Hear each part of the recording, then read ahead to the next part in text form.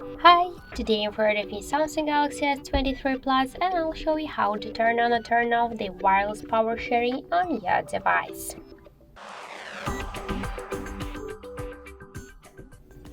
So first we should open the settings app and then scroll down to the battery and device care section. Then tap to the battery, click to scroll down and tap to wireless power sharing section.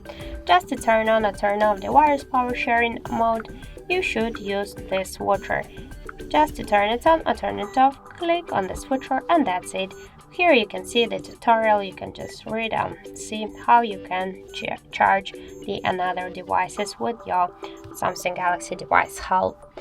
So that's it, thank you for watching, and if you find this video helpful, don't forget to leave a like, comment and to subscribe our channel.